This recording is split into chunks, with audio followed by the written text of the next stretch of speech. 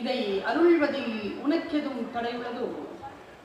வல்லமை தாராயோ இந்த மாநிலம் பயின்ற வாழ்வது.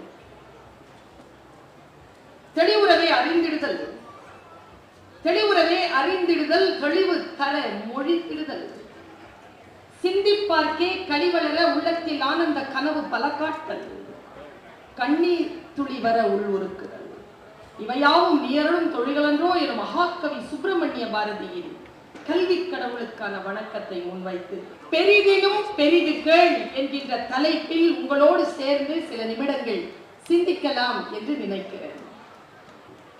நம்மை சுற்றி பல்லாயிரக்கணக்கான பல லட்சக்கணக்கான பல கோடி புத்தகங்கள் இங்கே அடுக்கி வைக்கப்பட்டிருக்கின்றன. இந்த புத்தகங்கள் நம்முடைய வரவுக்காக காத்திருக்கின்றன. நாம் அவர்களை கையில் எடுத்து வீட்டிற்கு அழைத்து செல்ல மாட்டோமா என்கின்ற கனவோடு அத்தனை புத்தகங்களும் நமக்காக காத்திருக்கின்றன. நான் ஒரு புத்தக வாசிப்பாளர். தொடர்ந்து புத்தகங்களை வாசிப்பதில் என்னுடைய அக்கறையை, என் வாழ்நாட்களை நான் செலுத்தி வந்திருக்கிறேன்.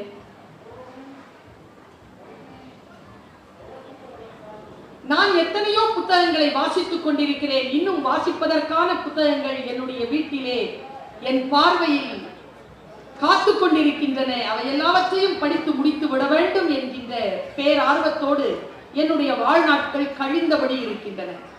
எந்த புத்தகங்கள் இவை? நான் என்னுடைய பேச்சை தொடங்குகின்ற பொழுது எப்பொழுதும் ஒரு விஷயத்தை சொல்லுவேன். யாருடைய உதடுகளில் ஒளிந்து கொண்டிருக்கக்கூடிய சொல் நம் வாழ்க்கையை மாற்றும் என்று நமக்கு தெரியாது. அது எந்த புத்தகத்திற்குள் ஒளிந்து கொண்டிருக்கிறது என்று கூட நமக்கு தெரியாது. எவ்வளவு சீக்கிரமாக அந்த சொல் வந்து சேருகிறதோ நம்முடைய வாழ்க்கையில் அவ்வளவு சீக்கிரமாக மாற்றம் நிகழும்.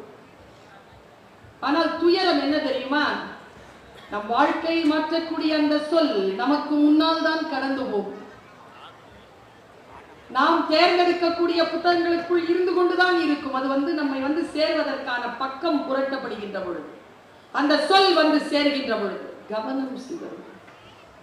கவனம் சிதறுகின்ற அந்த வினாடியில் அந்த சொல் கடந்து போயிடும்.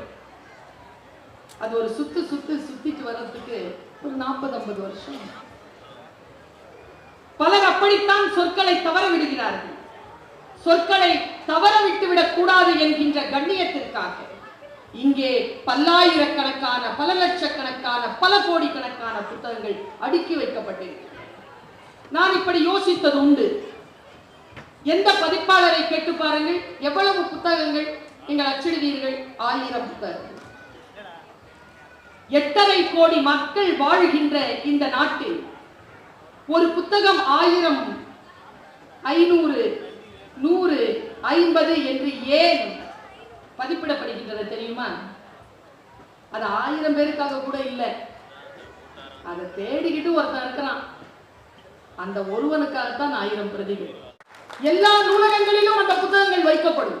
அவனை தேடி காத்திருக்கும் அந்த புத்தகங்கள். சில புத்தகங்கள் எப்படி தெரியுமா நண்பர்களே? சில புத்தகங்கள் குளிரிலிருந்து நம்மை காப்பாற்றக்கூடிய குளிராடைகள். சில புத்தகங்கள் அரிதாரங்கள். சில புத்தகங்கள் தோல். சில புத்தகம் சிறகு. உங்களுக்கென்று எந்த புத்தகம் என்று எனக்கு தெரியாது.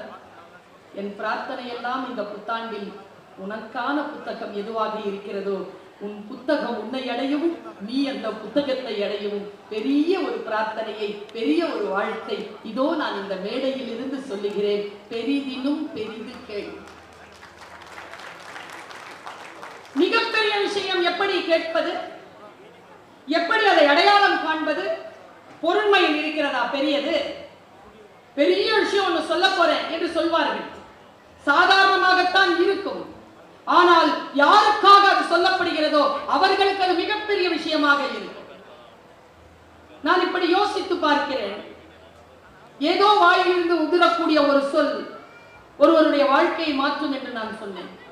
ஒருவருடைய வாழ்க்கையில் மாற்றம் நிகழ்கின்ற பொழுது இந்த உலகத்தில் எங்கேயும் மாற்றம் நிகழ்ந்து விடாது. ஆனால் அந்த சொல்லை கேட்டு வாழ்க்கை மாற்றம் நிகழ்ந்தது இல்லையா, அந்த நபரினுடைய உலகத்தில் மாற்றம் நிகழ்ந்தது.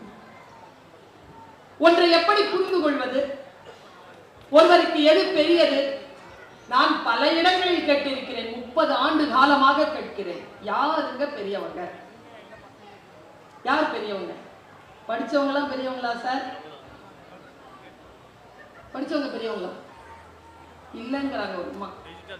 யார் பெரியவர்? யாரு கேட்டாலும் வாயில வார்த்தை வருது, என் புள்ள பெரிய ஆளா வரணும் அப்படின்னா என்ன?